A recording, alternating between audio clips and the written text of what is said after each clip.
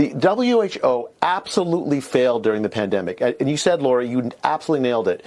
They pushed the line that China pushed on the world, on the lockdowns, on hiding COVID origins, the whole host of things where they utterly failed. And if you look around the world, are they actually serving the purpose they're supposed to serve? Have they really helped make the world healthier?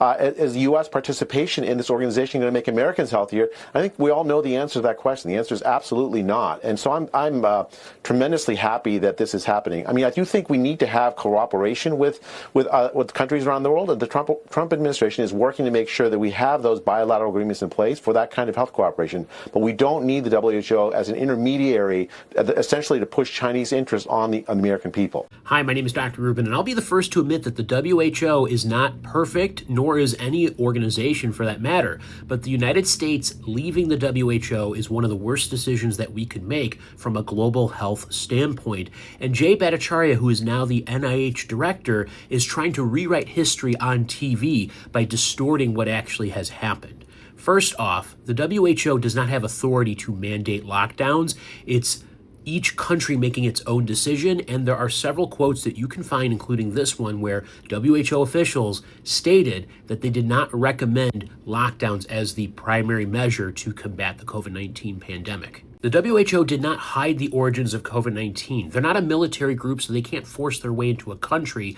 to get the data necessary to figure out what's going on. They were essentially blocked by China, not silent. And to say that the WHO doesn't help Americans is completely far-fetched, because they help with issues related to disease outbreak surveillance to see when the next pandemic could potentially be, as well as developing influenza vaccines, because you have to coordinate that throughout the world in order to figure out what strains we need to include in vaccines.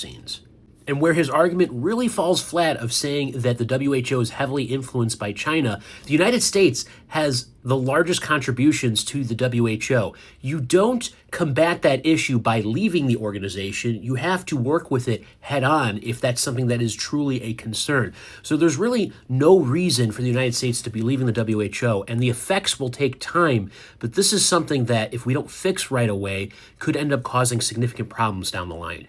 Hey guys, welcome to my YouTube channel. Thank you for always stopping by. So credit goes to all these creators, guys. You've probably seen the headlines by now that the United States have officially pulled out of the WHO. And if you are thinking, oh, this is not a big deal, it doesn't affect me, trust me, it's a big deal, and it definitely affects you. I mean, this is one of the largest health organizations in the world, and it has lost its biggest contributor, both in money and in influence, because for decades, right, if you did not know, the US has funded billions of dollars into the WHO, supported research, coordinated global health responses, helped delivered vaccines to millions of people across the world. And just like that, guys, they stepped back. And what does this mean? For scientists, for researchers, and for doctors, this is so terrifying, because for millions of people across the world, it could literally affect life and death outcomes. Now, stay with me. Think about it this way. WHO is the body that tracks pandemics, right? Monitors outbreaks, right? Coordinates vaccine distribution, and sets global health policies. Now, when a superpower, right, let's call them that, like the United States, withdraws, that system does not automatically collapse overnight. It loses resources, speed, credibility. Talking about COVID-19, polio, Ebola, all those programs depend on international collaboration. And the United States pulling out it seems to weaken that safety net. Guys, this question, what happens to countries that rely on the US aid?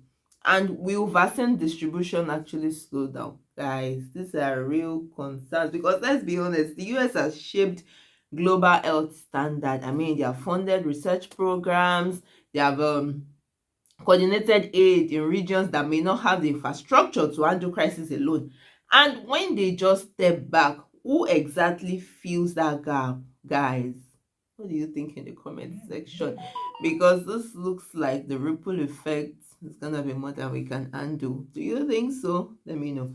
Let's see what other creators have to say. I'll see you soon. People don't realize how this is going to affect them. And honestly, I don't fully blame them because it's difficult to understand. It is hard to see the downstream effects of decisions like this. Most people are going to wake up tomorrow morning and think, nothing in my life has changed whatsoever. And that is true in the short term. There won't be this immediate, obvious impact that you can actually measure and say, this was it. But 10 or 20 years from now, we're going to start to see ripple effects from this decision. Let me give you one concrete example. So the World Health Organization runs the largest global surveillance system for antimicrobial resistant infections. This system tracks where dangerous drug resistant pathogens are emerging and spreading across the world, including the United States. So do you know when you go to the hospital and you have this infection, they give you an antibiotic and it works and you leave? Antibiotic resistance is whenever it doesn't work and you have much worse outcomes, including death. So whenever the United States pulls out, the World Health Organization loses major funding support that does this surveillance system. That means less data, weaker monitoring, and a poorer understanding of where these resistant infections are spreading and how to stop them. So over time, that means more undetected spread of these resistant infections. And 20 years from now, when someone is hospitalized with an infection that no longer responds to an antibiotic, part of that reason may trace back to this decision. So this won't hurt today. It's going to hurt whenever it's actually too late to undo this decision. Today marks America's official withdrawal from the World Health Organization, 1 year after President Trump signed an executive order setting the nation's exit in motion. The pullout threatens to plunge the WHO into an even deeper budget crisis, with Washington long being the health agency's biggest financial backer. The U.S. is also leaving behind a $260 million bill in unpaid fees, even as it's required by law to pay all outstanding debts. The State Department today argued that the American people have paid more than enough to this organization, and this economic hit is beyond any financial obligations to the organization. So Trump pulled us out of the WHO, World Health Organization, yesterday. I don't know if you guys saw that because there's so much going on, but he officially pulled us out of the WHO. And so all I can think about is that must mean that we're going to have another pandemic or something. So like this kind of shit that he does always ends up fucking us over. It just does. I mean, just look historically. Truly, he shut down the pandemic office that was specifically set up for pandemics, and then we proceed to have a pandemic. Like he is like, I don't know, he's cursed or something. His decisions always end up fucking us over. So I'm just over here like, oh, okay. So since you did that, obviously something catastrophic is going to happen in the realm of healthcare or health or pandemics or something in the world. How would it not?